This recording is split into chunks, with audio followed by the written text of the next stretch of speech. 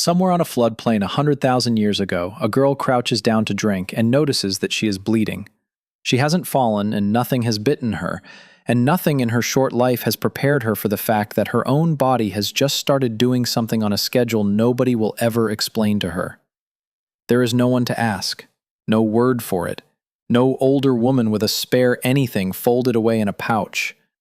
Whatever she does in the next hour, she invents on the spot. Now stop looking at her and look at the number standing behind her. Almost every woman who reached adolescence in the last 300,000 years lived through some version of that same hour. Tens of billions of them. It is the most repeated experience in the human story, and very nearly the least recorded one. And you can pull a general history of our species off a shelf and read the whole thing without ever meeting it. So let's give it 9 minutes. Carry one question the whole way, though, because I want to hand it back to you at the end. How does something that happened to half of humanity every month for the entire length of our existence leave behind a physical record of almost nothing? Start with the machinery, because it explains more than you would expect. A first period isn't a birthday your body has been counting down to. It's closer to a decision. Somewhere below conscious thought, your body is running an inventory, and the question it keeps asking is blunt enough to be rude. Could we survive a pregnancy right now? In the 1970s, a biologist named Rose Frisch put forward a threshold, arguing that a girl's body won't begin cycling until roughly 17% of her weight is stored fat. People have argued about that figure for 50 years, but the spine of the idea has held. Age doesn't open the gate, reserves do. Your body audits the tank before signing off on anything as expensive as a child, which leads somewhere slightly uncomfortable. If stored fat is the gate, then puberty in the deep past was never running on our schedule. A girl in a well-fed country today usually has her first period around 12, but anthropologists have measured populations still living close to the older way, and the numbers shift. Nancy Howell's fieldwork with the Kahun of the Kalahari recorded first menstruation arriving nearer 16. Harder daily work, thinner margins, a body spending almost everything it takes in just to keep going. Every one of those shoves the threshold further out. We can't prove the same held right across the Paleolithic, but the direction of travel isn't in doubt. Later, in other words, always later than you would guess. So the girl on that floodplain probably isn't 12 at all, she's closer to 16, and this is the first time it has ever happened to her. Here I have to stop and be honest with you, because we have no idea what she felt. Not a fragment. Nobody wrote it down, for the excellent reason that nobody was writing anything down. There is no cave wall anywhere on Earth carrying a painting of a bewildered teenager with a helpful caption underneath. If someone tells you precisely how she reacted, they're inventing it. What we can do instead is look sideways rather than backwards. There's a deep body of fieldwork on societies still living outside industrial life 2 centuries ago, and anthropologists recorded what happens to a girl at her first bleed in dozens of them. Across cultures with no contact, no shared language, and no common ancestor for tens of thousands of years, the same shape keeps surfacing. It isn't hidden, it's announced. Sometimes she's set apart for a few days, sometimes there's a ceremony, sometimes the whole settlement is simply told. Almost nowhere is it handled as an embarrassment to be managed quietly. Does that prove Stone Age people did the same? No. But it suggests something worth sitting with, which is that silence around this looks far less like an ancient human instinct and far more like a recent regional habit. Now, the part that makes archaeologists put their head in their hands. We can lift a hand axe out of the ground from 400,000 years ago, but we cannot recover this. And the reason is almost insultingly mundane. Whatever she reached for, moss, shredded bark, a folded scrap of softened hide, shares one fatal property. It's organic, and organic things break down. They don't mineralize, they don't sit patiently in a soil layer for 400 centuries, and they're gone within a generation of being thrown away.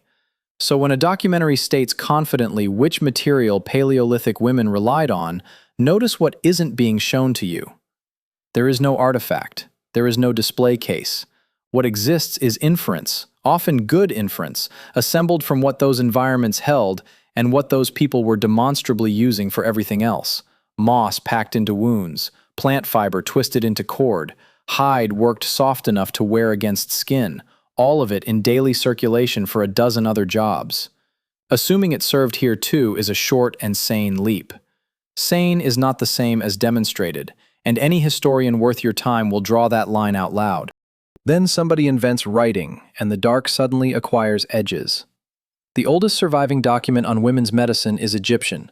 The Kahun Gynecological Papyrus, copied out around 1800 BCE, discusses menstrual complaints plainly, in the same breath as fertility and contraception. 2.5 centuries later comes the Ebers Papyrus, which separates bleeding that arrives when expected from bleeding that doesn't, and that distinction only exists because somebody was keeping track. 35 centuries ago, this was already filed under medicine rather than superstition. The classical world pushed it further again.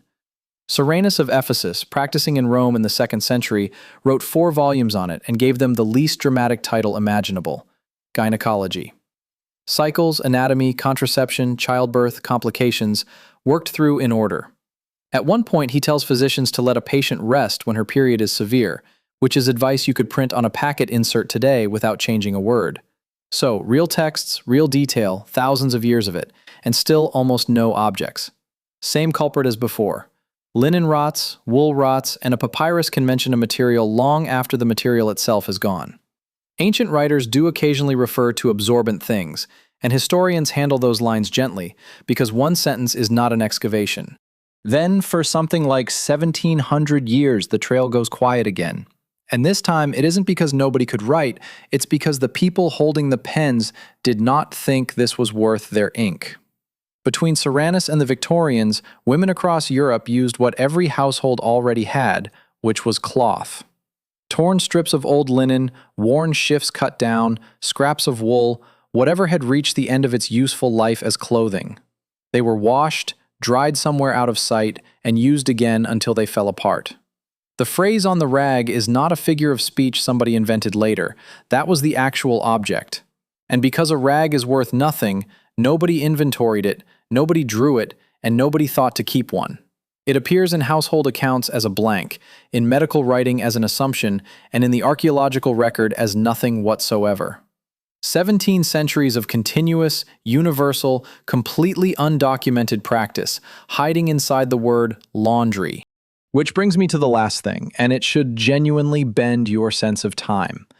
The products in the aisle you walk past every week are almost brand new.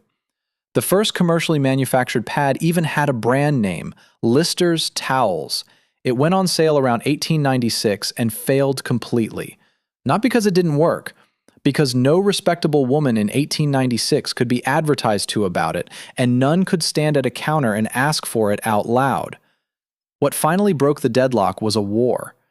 Nurses in field hospitals during the First World War noticed that the cellulose wound dressings stacked by the crate absorbed far better than cloth ever had and quietly started using them, and an entire industry got born by accident, in a tent in France. The tampon with an applicator wasn't patented until 1931 by a physician named Earl Haas, and it only reached shops as Tampax a few years after that. Sit with the arithmetic for a second. Our species has been doing this for something like 300,000 years, and the objects we treat as ordinary, as invisible as a door handle, are about 130 years old. That answers the question I handed you at the start. The record is empty not because any of this mattered little, but because the materials dissolved and the embarrassment arrived late. And of those two, the embarrassment is by far the younger. For almost the entire run of human existence, women work this out among themselves, mother to daughter, aunt to niece, using whatever the season happened to provide. No packaging, no instructions, no shop. And for most of that stretch, as far as we can tell, no shame either. Just a fact of the month that got handled and forgotten. So the next time you push a trolley past that shelf without seeing it, have a think about what it replaced. Nothing. Think about the girl on the floodplain and the tens of billions behind her, meeting that morning with no explanation, no equipment, and no fuss at all, and getting on with the day. It is the longest unbroken thread in the whole human story, and almost nobody ever thought it was worth writing down.